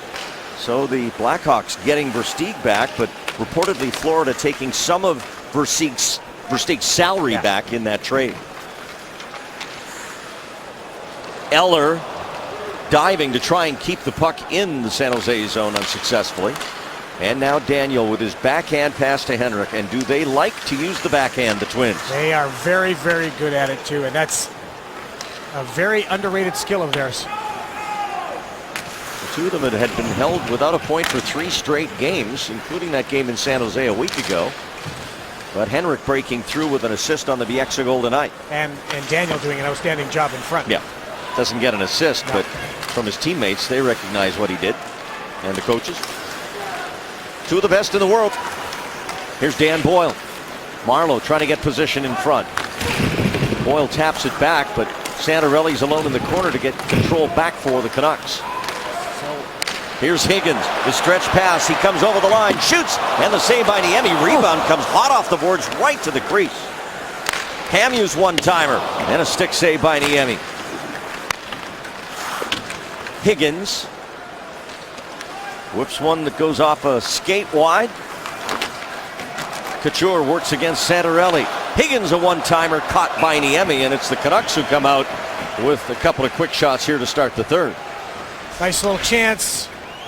Go ahead and roll this guy. It's just a little bit of a stretch pass. Higgins takes off out of the zone. A little D to D, or I said forward to D. Quick up, bang, stretch pass. And watch this puck come hot off the boards. Shot right back up off the boards. Good job by Antti Niemi and Dan Boyle to get his stick in the right lane. I said earlier the Sharks had not been shut out this year. I was wrong. They won 1-0 at Detroit, but there were 2 shutouts in that game because it was a shutout game. Nice. Nicely done. Hannon just can't reach that pass. Now it comes to the side. McCarthy out there with Kennedy. A heavy stick by Stanton gets it away. And now out of the zone to center. James Sheppard will rush it right back in. Puts a wrister on net, and Luongo puts it aside. Kennedy for the Sharks. And Sheppard can't get hold of it. Stanton up the boards. Cassian's there. He's a tough man to move off the puck as Hannon and Kennedy try. Sharks get a quick change here, but the whistle blows and we'll have a face-off in the Vancouver zone. Now, truthfully, you don't say you're wrong very often, but you said you're wrong just so you could say shootout, shutout. Well, just so I could say shutout. Because Roberto Luongo has. He has a shutout going, He's got Drew. a shutout going, and when you have a shutout going, It's when you're not allowed a goal in the game. Now, do you think the Canuck TV broadcasters, John Garrett and John Shorthouse, have said the word shutout tonight? Oh, absolutely not. No. They're very superstitious. I think we as Canadians in general are more superstitious than those of many nations. Confucius once said, "He who believes in superstition does not believe in his own ability." Was he Canadian? Yes. Yeah. Yeah. Played for the Detroit Tigers. The Detroit Red Wings, I mean. I screwed that up. Sorry. With Had it Gordy. right there. I don't know why I went Tigers. I mean, Played with Gordy. Yeah. Here's Edler and a save by Niemi. why did I say Tigers? It made no sense. There's the shutout leaders. Goalies all time, Roberto Luongo. And you see the bottom line, never shut out the San Jose Sharks. Just 2 behind the great Patrick Roy. You know, and still the guy, the jury's still in Vancouver, still out on Roberto Luongo, which is amazing to me. He's a great goaltender. It was amazing to me that the win last Thursday was his first ever regulation win at San Jose. Any other time he's won, be it with the Canucks or with Florida, it was overtime or shootout in the regular season. Of course, he enjoyed some playoff success a few years ago, but we last won't year. bring that up. Yeah, not last last year. We continue to bring that up. Always. Wingles, and that's intercepted. Daniel Sedin trying to get it in for Kessler. Sharks come back through center. It's Hurdle with Thornton and Wingles. Tomash pulls the trigger, and that deflects off Garrison sticking out. And there's a great example of what Mark Edward Vlasic says, when it gets on your stick, it has to get off your stick. Tomash just takes a little bit extra time here, allows the D to get the stick over, stick on puck, deflects it up high over the net. One more time. See? Garrison just works off and gets the stick over. Shoot it with the guy driving the net. And right now, that's what Jay Woodcroft is talking to him about. Shoot the puck early. Brad Stewart, Marlowe, one-timer stick save by Luongo as Pavelski got decked by Chris Tanev and let the referee know about it. Shot from the side, rebound loose in front and cleared as Pavelski battling away in the Vancouver zone, and he's continuing to gesture and speak with that back referee Kevin Pollock about what he felt was some liberties taken by the Canucks. But a good job by Joe Pavelski getting to the net. And notice that Joe Pavelski is on the line now in this third period with Logan Couture and Patrick Marleau. Todd McClellan trying to shake something up, get a little bit of a change going. Hopefully that'll spark something for the Sharks. Braun, it's steered to the net from Pavelski, saved by Luongo. Now Pavelski, poke checked away by Tanev. Up the boards it comes, Sharks can't keep it in, but Burrow's unable to advance it any further than center. Marleau, he'll just lob it in with the Sharks on a line change. 1-0 Vancouver. The only goal coming in the second period on a power play by Kevin Bieksa. Burrows, and that'll miss. Demers has McCarthy on the boards. McCarthy trying to move it by Bieksa, not easy. Shepard couldn't get it out. Here's Stanton, he'll load up. Saved by Niemi, and the rebound into the corner courtesy James Shepard. He'll flip it off the glass, it goes out of play. Job by Burrows, Alexander Burrows in front of the net. He and Scott Hannon battling, and Burrows spins off of a attempted box out. Actually, no, he just steps right by him. I thought he spun on that move, but he just steps by Scott Hannon. Scott Hannon right here has got a box out. He's got to make sure he is able to keep Burrows from getting in the front of the net. That's boxing out. You're keeping the man to the outside. And unfortunately there, Scott wasn't able to do that, and that allowed Burrows to get to the net for a dangerous scoring, well, near chance. Slap shot off a skate. Niemi was able to get in front of it. Top line on for Vancouver. Top line on for the Sharks. Edler chased by Wingles. That's off Henrik Sedin and deep to Niemi. Boyle lost it on the boards. Here's Kessler. He switches up with Garrison. Now Henrik. Back to Edler and a blast wide. Kept in by Garrison. Now out to Wingles. At the end of his shift, let's see what he's got left. Tommy Wingles trying to get it to the net. He does. Here's a shot by Marleau, and that's blocked. Garrison blocked it. Wingles. Nice. Big hit on Edler down low. Kept in by Braun to Marleau. Patrick for Stewart, and that's broken up by Vancouver. And cleared down the ice. No icing here. 14-10 left in the third. Marleau. That's off Tanev. Now Pavelski. Cassian.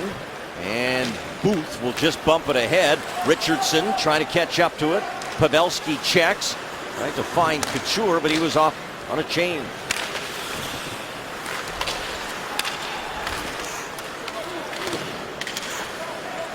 Braun for Desjardins, bouncing puck. Booth made a play on it. Now Nieto stuffs it into the Canucks zone. Havlat. Now Demers. It comes to Desjardins. He'll pass Hannon. Takes a look. Went top corner but missed high. Demers back that way again. Hannon boots it. Splits between the two. Booth can't catch up to it. And Havlat comes the other way for San Jose. The head fake, the pass to Demers. Or to Desjardins rather, and now Hannon has it deflect away, and Dalpe comes up the ice for Vancouver. Kick save by Niemi. Havlat swinging it out. Bieksa will drive it back in as it comes around to Dan Boyle, and both teams change on the fly. Live here in the third with the Sharks down a goal. Trying to make it a second straight win on the trip. Vlasic, and that's denied. Kennedy around to Shepherd to Boyle, and his one-timer screaming shot wide. Stanton, far side for Higgins. McCarthy punches it towards Shepherd, but he's out of the zone. And now Stanton gives it right back to John McCarthy with Kennedy. Block. Canucks in transition. Chris Higgins. Behind the goal line, centers, Burrows. It's at the goal crease. Niemi dives out, gets his glove near it. It's underneath one of the other Sharks down on the ice, and finally the whistle blows. Took a while. Still 1-0 Vancouver here in the third. Vancouver with our forward right choice. The Sharks need to turn the mojo around, Drew. Let's look back at some greatness in the playoffs last year. Raffi Torres, the genius in overtime thanks to a great Brent Burns pass. Logan Couture absolutely lit up the Vancouver Canucks. They had no answer for him or an answer for the big Pavelski, as he was always near the net, always with the puck, and always finishing. And then the great Patrick Marleau. Here it is, series winner. Oh, baby. 4 in a row, the first time the San Jose Sharks ever swept an opponent. And it was a quick out for the Vancouver Canucks and a quick exit for their coach, Alain Vigneault, which led to the John Tortorella hiring. Which led to Alain Vigneault taking Tortorella's old job. It's a switcheroo. The old switcheroo. Braun. Now Tomas Hertl. And Justin Braun will chip it off the glass. Sharks being outshot 35-22. Thornton back for Justin Braun. And he'll flip it in and pursue. Braun against Tanev. And now the Sedin brothers. Daniel ahead for Henrik. But Vlasic's back. Sharks play an 8 p.m. local time game in Edmonton tomorrow. 7 Pacific will be on the air with the game. 6:30 pregame, Sharks and Oilers. A long shot from Vlasic, a long reach of Luongo makes the stop. And the Oilers, boy, they're reeling. They've been shut out 3 home games in a row. The Oilers are reeling. They're trying to find some answers. There were big things expected in Edmonton this year. They have 10 points. That's second fewest in the league. Only one more than Buffalo, who have 9. A great array of young talent. but most of it all up front. Boyle for Marlowe. His wrist shot tipped just wide of the post by Pavelski. It's the closest the Sharks have come in a while, and it's just a quick shot, win off the face-off, and then a quick shot. That might be the closest since Thornton's crossbar. Richardson and Pavelski. The scrap at center, and it is. Brad Richardson and Joe Pavelski, and the linesmen get right in there right away. This is boy, you don't see that very often, Joe Pavelski, but this is a battle that's been going on since the first period when Richardson was chopping away at him and got no call. He got a couple of slashes from Richardson through the game, and he just kind of had enough. Joe Pavelski, as he's coming back in the zone, Richardson interferes with him, grabs him, hugs him. Pavelski's had it. That's enough is enough. They go down, and then it gets broken up. Richardson was complaining that the linesman jumped in, but once the players hit the ice, only roughing penalties? 2 each. And once the helmets come off, bang, gets called. Brad Richardson, of course, former Los Angeles King, who is very familiar with the Logan Couture just said something to Joe Pavelski because he kind of smiled. How often have we seen Joe Pavelski do that? Not very. Obviously not happy with that, and you've got to stand your ground, I guess, in that regard. When the guy's continuing to be interfering with you, giving you a chop here and a kick there, you got to get after him. Richardson was a good pickup for the Canucks. Really good. 5 goals, 10 points, 2 shorthanded goals. He and Pavelski will cool off for a couple minutes. And we'll have some 4-on-4 play here in Vancouver. San Jose penalty to number 8, Joe Pavelski. Vancouver penalty to number 15, Brad Richardson. 2 minutes each. Now Daniel Sedin. Back for Bieksa. Pavelski for San Jose, Richardson for Vancouver. 2 minutes each for roughing at 9. Bieksa leaves it for Henrik. Henrik to Daniel. Back to Henrik. Back to the line. Edler's shot blocked by Thornton. Daniel again to Henrik. And on the far side, Bieksa waiting on it. Can't go offensive side there. Here's Daniel. Far post side, it pinballs around and to safety. Clearing it out is Dan Boyle. That was close. That was really close. Back comes Bieksa. Takes it to the net. Cut off by Niemi. Boyle lost his stick. Now he's got it back. Big hit on the far side as Bieksa went down, courtesy of Wingels. Vlasic lugs it out to center. Now to the Canuck line. Marc-Edouard Vlasic pushing that bouncing puck into the corner. Havlat there. Wingels tied up by Daniel Sedin.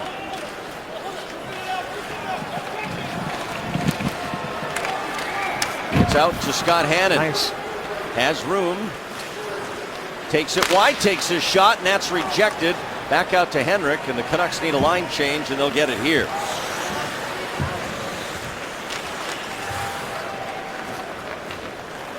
.840 left in the third.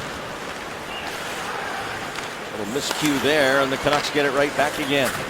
Couture trying to get a body on Higgins, but he skates away with Kessler. Ryan Kessler on the wing.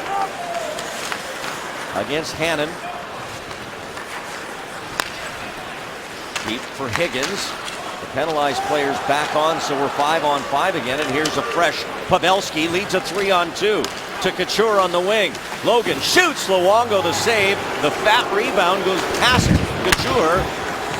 Kept in by Stewart. Now Richardson able to just get it out. And up to Higgins. One man back, Braun. Higgins delays. Lays it off for Garrison.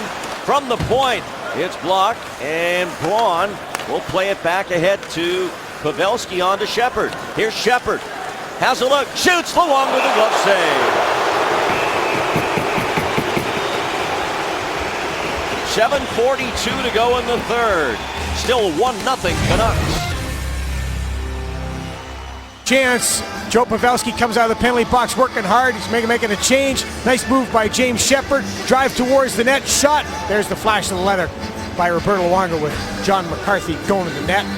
Roberto Luongo, that's the 24th shot he has faced, and he has turned away else 24. He's shutting the Sharks out. Yes, he is. Yes, he is. Kevin Bieksa scored the only goal on a power play for the Vancouver Canucks. Luongo, drafted in the first round, 4th overall in '97 by the New York Islanders, who traded him to Florida, and the Canucks got him from the Panthers, along with Lucas Krajicek, in the deal that brought Brian Allen, Alex Auld, and Todd Bertuzzi to the Panthers.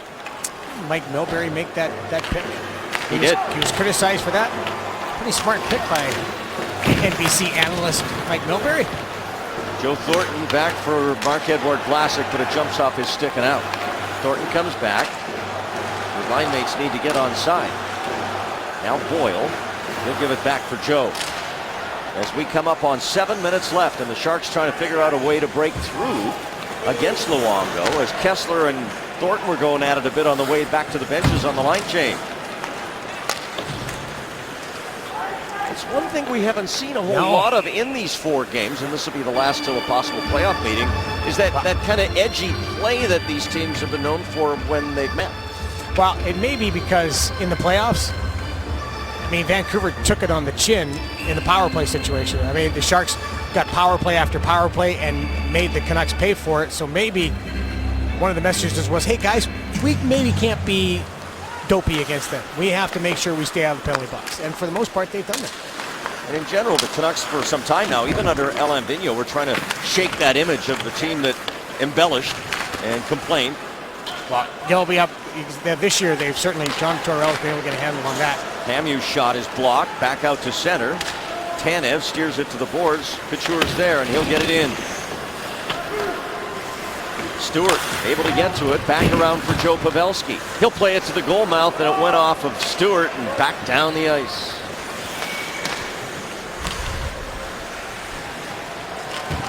Braun, nice feed for Havlat. His pass off Bieksa's skate. Havlat back with it now, runs into Braun, but Justin settles the puck and sends it into the back of the linesman, and that puts the Sharks offside. 5:51 to go in the third. Sharks trying to tie. Thank you, Dave Feldman. Time for our Toyota game summary here in Vancouver. Just the one goal came in the second period. Off the stick of Kevin Bieksa, with Daniel Sedin screening Antti Niemi in front. A power play goal at 13:40. Niemi, other than that, has been perfect with 34 saves. And Luongo's made 24. He has been perfect up to this point. So bidding for that shutout, Roberto Luongo, who has never shut out the San Jose Sharks. Here's Edler, slaps this off the glass and back out to Desjardins. Braun back to Desjardins again. Now Martin Havlat. He'll take it at center. Cross out of the reach of Desjardins, but it's punched in by Stewart. Nieto jams it back to the corner, drops in front of Richardson, but Desjardins, Johnny on the spot, got there in time. Now they grind it out back there. Nieto digs it out. Watched by Richardson. Now to the front side, and Stewart's got to back off, but Braun clears it away from trouble for now. Behind the play, Bieksa going at it with Desjardins, and they're going to fight. Yeah, well, that is one right there. See, the linesman jumps in right away. As soon as the helmet comes off, the linesman jumping in. Guys go down the ice. There's one right there that I'll bet you Kevin Bieksa was a tad surprised at the strength of Andrew Desjardins. Kevin Bieksa, with all due respect to a very good defenseman, picks his spots when he's going to do stuff like this. Throws it back, and now he's going to pick his spot, and he's going to drop the gloves, but Andrew Desjardins is one very strong guy. And Bieksa tries to get the grab, gets one shot off, and then the guys are going to go down. As the helmet comes off, that's when the linesmen are jumping in. One of the reasons that they do that is because the injuries you've seen to players when they have a helmet off and they come down crashing guys, like happened to George Parros this year. I'm not sure that John Tortorella is very excited about losing one of his top defensemen for the last 5 minutes of a 1-0 game. I would think not. Fine each for fighting to Desjardins and Bieksa at 14:54 as the two penalized players continue to converse between the glass separating the penalty boxes. San Jose penalty. Here's Santorelli now for the Canucks. Burrows blasts one high.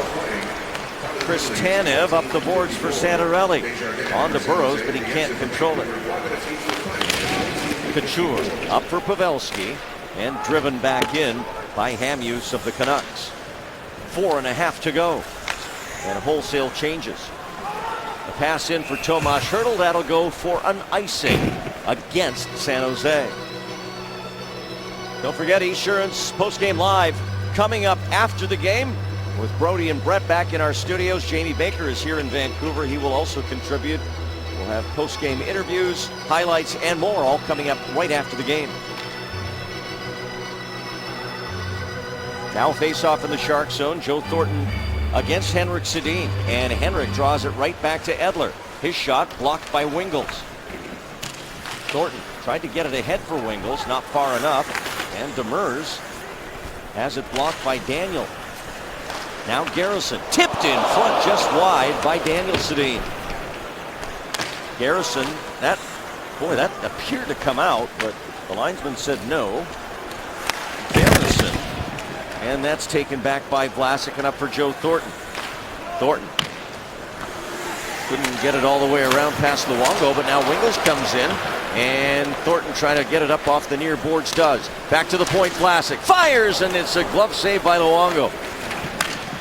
Hertl at the goal line, up the wing. Boyle back for Thornton, and that'll be rejected by Kessler and Daniel Sedin down the ice. Boyle, nice deke at center to get past Daniel. Now he places it into the corner for Kennedy. Edler has position. Nieto back for Boyle. He's tied up by Booth. Good recovery by Shepard. Kennedy was in front, but that puck just deflected wrong way for him. Chipped ahead. Stewart in a foot race with Booth, and he slides in front of him. Good recovery by Brad Stewart. Brad Stewart was in there trying to keep the forecheck going. Boyle's pass goes down for icing. And there's 3:03 left. I had an exhilarating experience today. Jogging at beautiful Stanley Park here in Vancouver. Gorgeous. Came around the corner at an area called Lost Lagoon.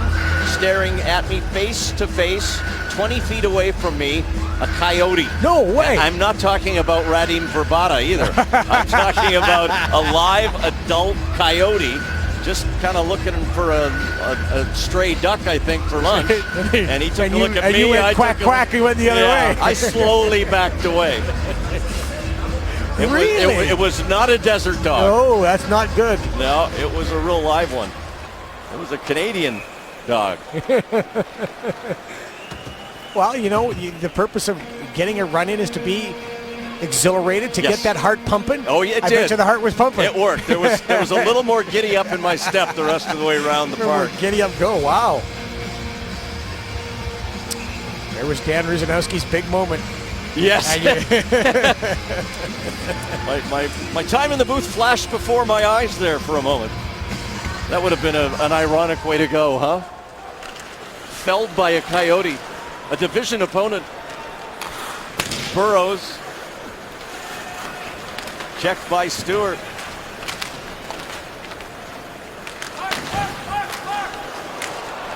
Couture wants Marlowe.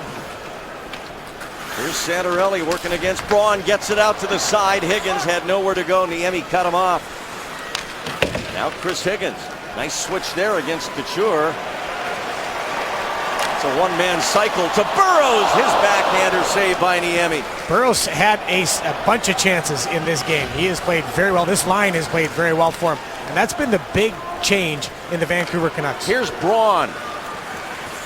Off his stick, but now to Pavelski. Joe Pavelski tripped up, Braun in front, and the puck was there, but he couldn't get a shot away, and the Canucks are able to clear. And there's 2 minutes left.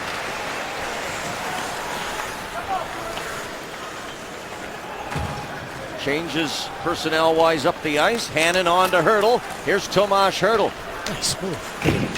against Garrison, and down goes Hertl. Demers trying to quickly get that out of his gear and back into the zone. Garrison, and a nice play by Kessler to clear that out. And now Niemi gesturing to the bench. Tell him to stay put for now. Just hold on for a sec. Here he Winkle comes. steers it in, and there goes Niemi. So now the Shark net empty. And a puck out of play by the Canuck defense. So the faceoff will be in the Vancouver zone with 1:20 left. You get the timeout, you get the call to how you want to set up your face-off.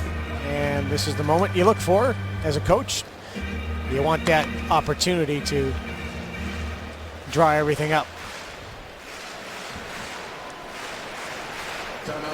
So Todd McClellan and his assistants convene, as do John Tortorella and his. That's former Shark Mike Sullivan to his right, and to the left Glenn Gulletson, the former head coach of the Dallas Stars. There's Sully. An original San Jose Shark. He played, I think, it was about 3 weeks down in Kansas City, and then we were on a road trip. Mike Sullivan joined from the when we were playing the New York Islanders, and Glenn Gulletson, of course, with the Dallas Cowboys, or Dallas Stars last year. But Sully came up in that first road trip. He brought in Dave Williams, also came with him. I think David Bruce as well. And Mike remained a San Jose Shark and then went to the Calgary Flames. A reminder, will be in Edmonton tomorrow. This is the Sharks' second of 10 back-to-backs this year. Pre-game live at 6:30, and then the Sharks drop the puck against the Oilers at 7 here on Comcast Sportsnet California. Empty net, Sharks trying to tie it late here. Couture for Marleau. His shot blocked by Higgins. Pavelski now behind the net, Joe Thornton. Joe upended, puck comes up the middle, a shot blocked, rebound, they score! Tomas Hertl ties the game with 1:05 left. No shutout for Luongo tonight. On a fan shot. So, win the drop. Obviously, that's the most important thing. And then Dan Boyle fans on the shot, and then their eagerness to block the shot. 3 guys going down to try to block the Dan Boyle shot. Joe Thornton with an extra effort. The fan shot is actually a terrific pass to Tomas Hertl, who's got the big smile on his face once again. His NHL rookie leading 11th goal of the year. He leads the Sharks in scoring goals. And the Sharks tie it at 18:55 of the third period on their 26th shot of the game.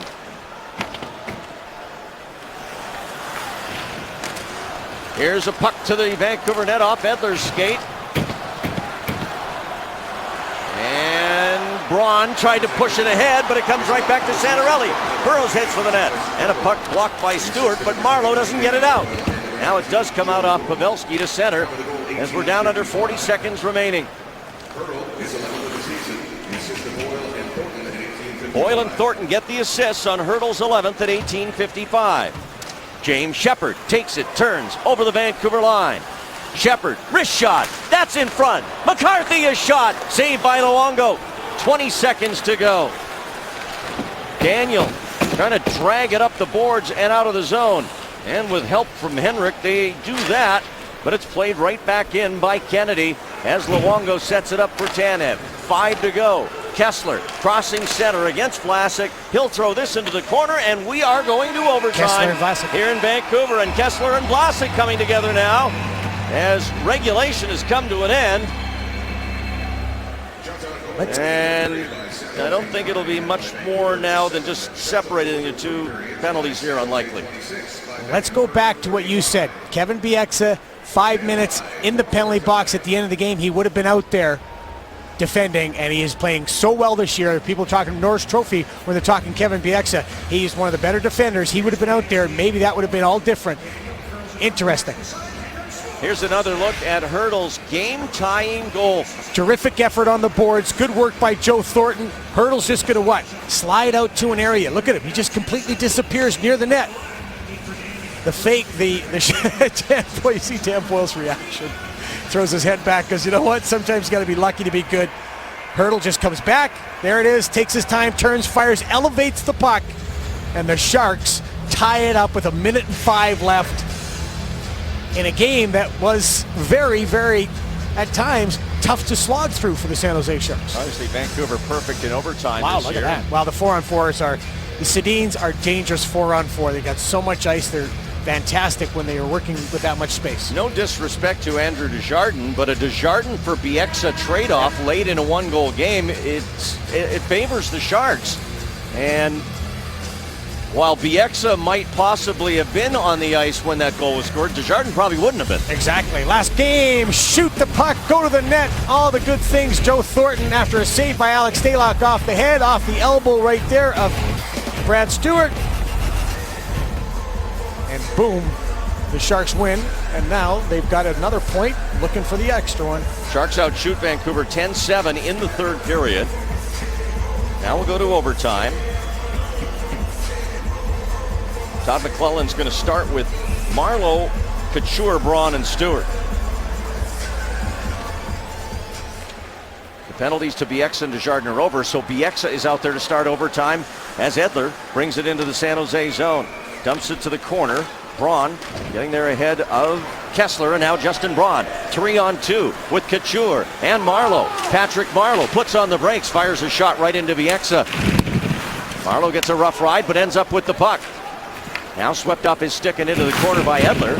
Couture follows. He'll work it to the blue line for Vlasic. To Braun on this side. His pass blocked by Higgins.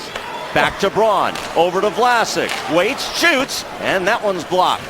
Couture rims it around hard. Nobody on this side. Vlasic came across, but not quickly enough to keep it in.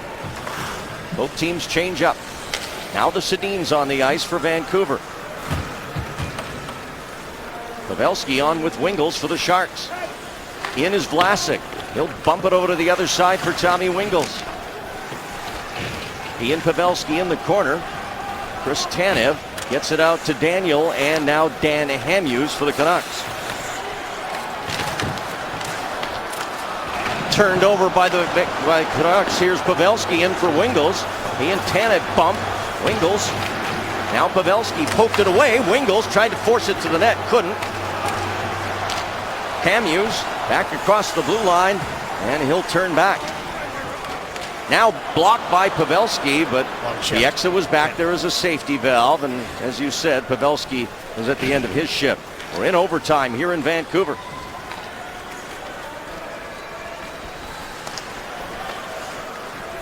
Daniel and Henrik. Here's Daniel with Henrik. Demers back. Puck sits right at the edge of the cage. Thornton digs it out. Comes ahead with Hertl. Tomas Hertl for Demers, and the good back check there by Henrik prevented a great scoring chance. And they coming up hook. Vancouver is going to be shorthanded here in overtime. Henrik doesn't like the call. I agree with you, Randy. I thought this was a good back check by Henrik Sedin. Well, there it is. The arm extending and the stick gets parallel, but I thought this was a really good hard back check. As the stick gets up there and stays there for a while. Henrik finished it. Now you got a 4-on-3 power play opportunity. So, unbelievably, the Sharks now with a very good chance to win this game here in overtime. There's 2:53 to go in the overtime period, and a 2-minute power play on the hooking penalty to Henrik Sedin. Of course, he would normally be out there on a penalty kill as well. Pavelski in the circle against Richardson. And Marleau gets it back for Dan Boyle, and now they'll set up this 4-on-3. Pavelski goes to the net. Dan Boyle with the puck. Logan Couture with it. On the right, a shot. Luongo the save. Pavelski racing over to the boards to recover it, and back to Logan Couture. Boyle. Couture back for Dan Boyle. Here's Couture. Far side. Boyle shoots. Score! No, you gotta keep playing. Keep playing. The Sharks say they've won it. Referee doesn't indicate a goal. The red light doesn't come on. We've got a review, but I think it went in. You're kidding me. We got another review? Right away they're buzzing. One ref said no. The back ref then whistled it dead. Logan was ready to shoot it again. Let's have a look. Is this a goal? Is this in? Under review. Nice play. Waiting. Going to go upstairs. Yep, back. It looks like back bar to me. Back bar and out. On the overhead. On the overhead. Here it comes. Shark- Spin. They win. Sharks win in Yeah, overtime. that's it. Dan Boyle wins the game. An unbelievable comeback, and the Sharks take down the Canucks 3 out of 4 times this year. Unbelievable is right. Wow. Can you believe that? It's over, and here's the announcement. On further review, the puck did enter the net. It's a good goal. And the game is over. Dan Boyle, number 22, scores with 2-2-2 left on the clock. The Sharks score too late and win it 2-1. Too much to believe here in Vancouver. 2-1 the final score. Sharks post-game live starts now.